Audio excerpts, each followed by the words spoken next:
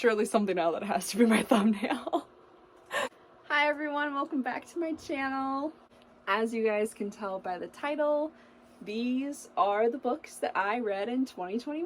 I would like to preface that although I would like to consider myself an avid reader back when I was in high school, upon entering college, I did not have time, at least in my brain, I did not have time to read for fun. So 2021 is the year of me getting back into this hobby. So there aren't as many books as I would like to show, but considering I was still finishing up my degree and I just graduated in May, I am very proud of how many I did accomplish with reading. I would also like to preface that although I did read almost all these books, this last one on my stack right now is a book that I am currently reading and I hope and plan to finish before the end of the new year. But as I'm filming this and editing this, I wanted to post this before the new year, so I have yet to finish this last book. Now that I have gotten all my little tidbits out of the way, let's dive into this. Alright, I didn't really plan much beforehand. I thought I would just go over my little stack of books and tell you one by one the lasting impression that I have from the book. And although most of these books have been out for months or years or decades, when I watch people who review books on YouTube, I personally don't like when the book is spoiled for me, because then why would I go out and read it myself?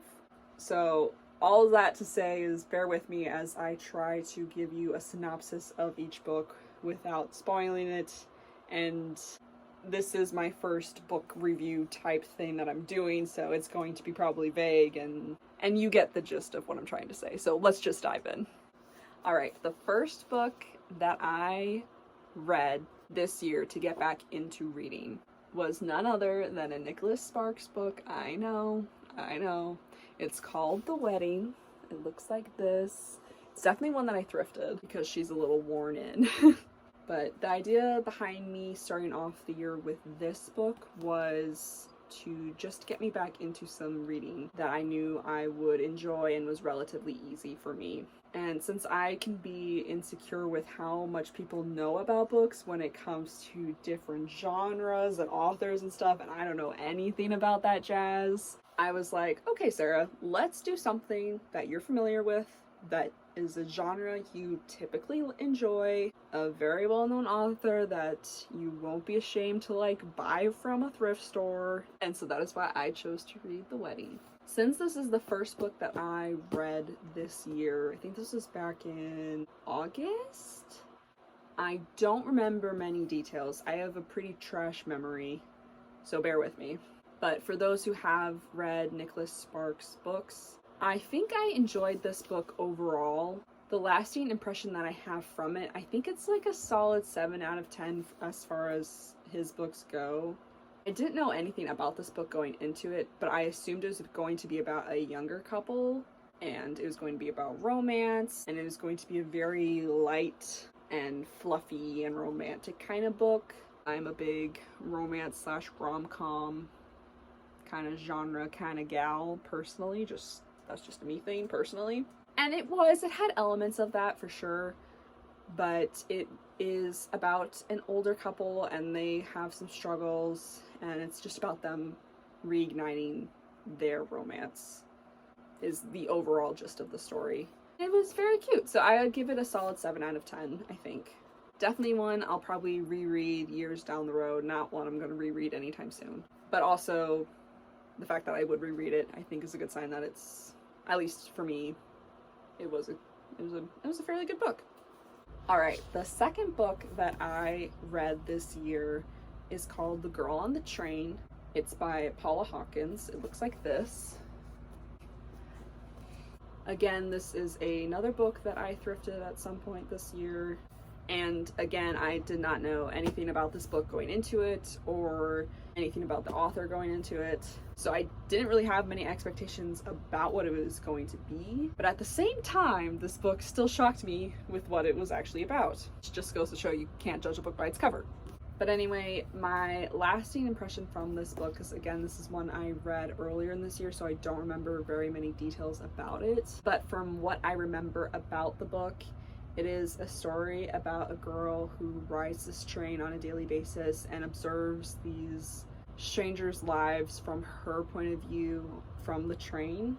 And the book slowly takes you deeper and deeper into each of these different people's lives. Like, each chapter is from a different person's point of view. So when I first read the book and was starting to get into it, it was very hard for me to like distinguish and keep track of each character. I tend to have trouble doing that sometimes with books when different chapters are from different people's points of view.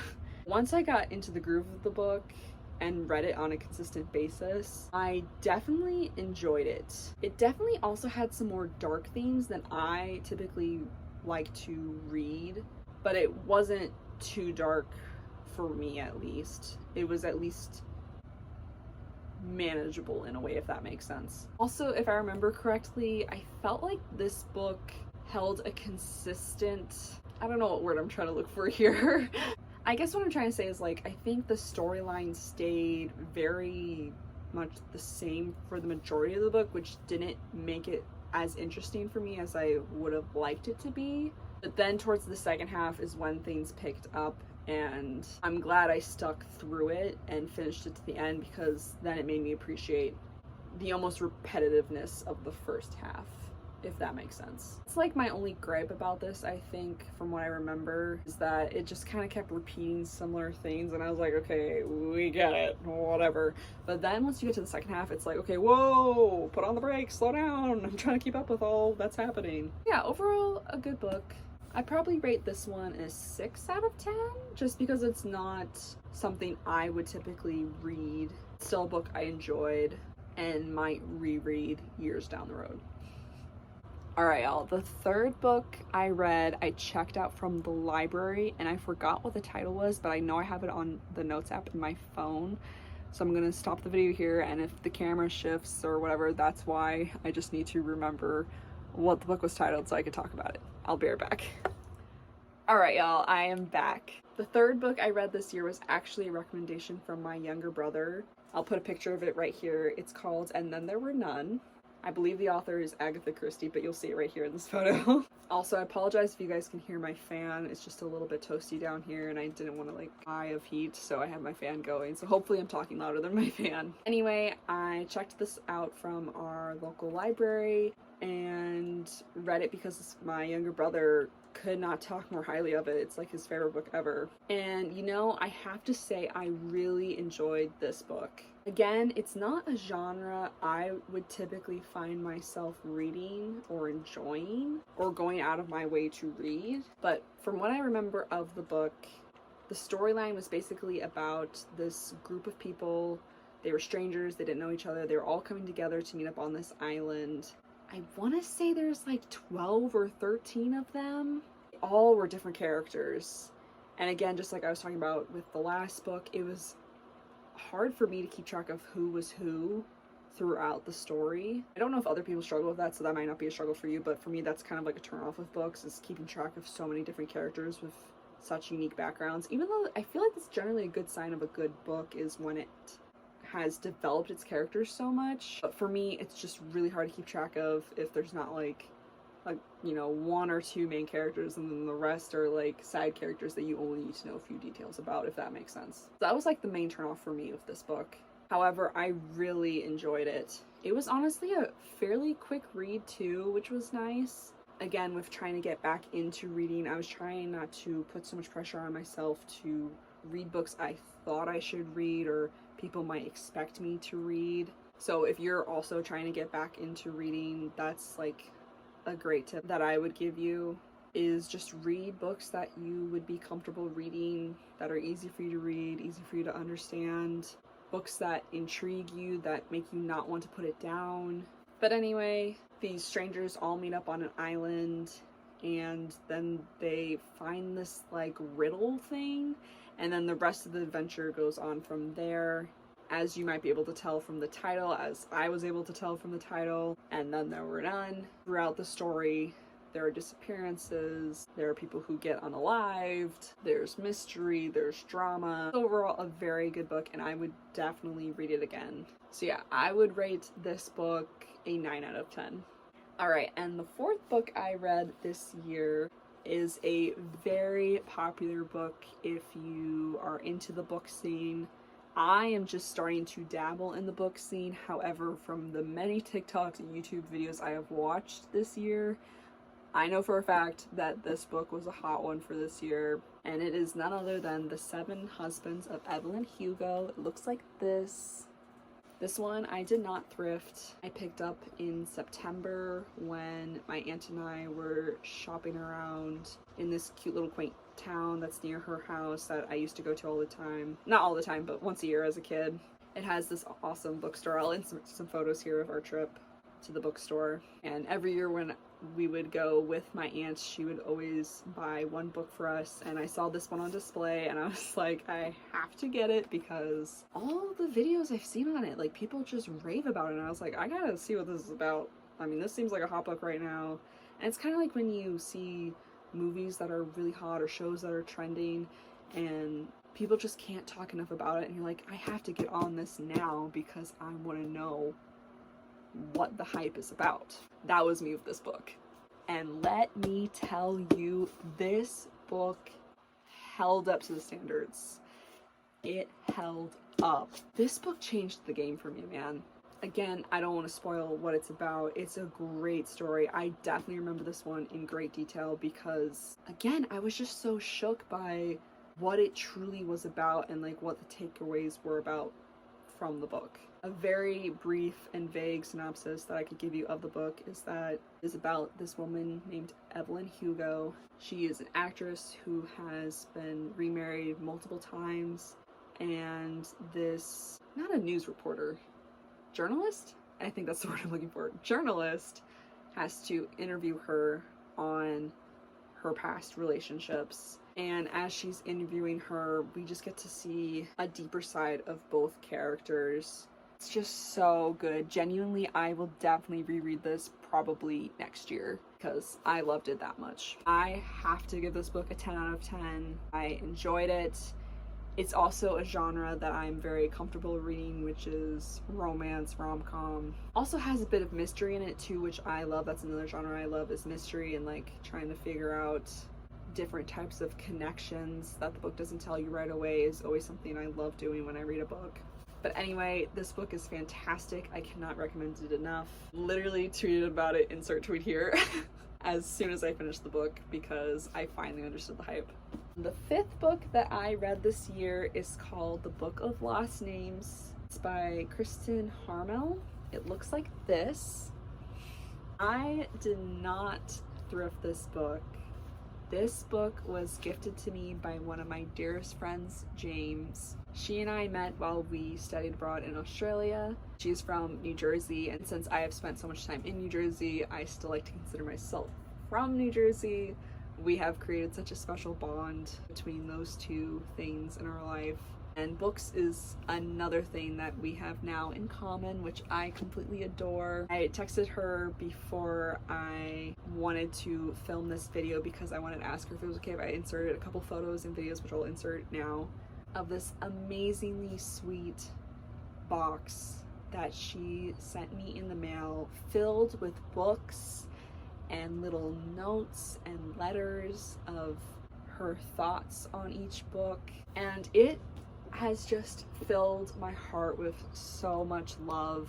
Not only have I thrifted so many books this year, but now with her huge box of books that she's given me, I have such a big stack of books that I'm looking at right now over there that I am set for 2022, let me tell you. Anyway, it was just the sweetest thing, so thank you, James. I cannot thank you enough for sending me so many books that you have read and loved, and texted me wanting to know what kind of genres I liked.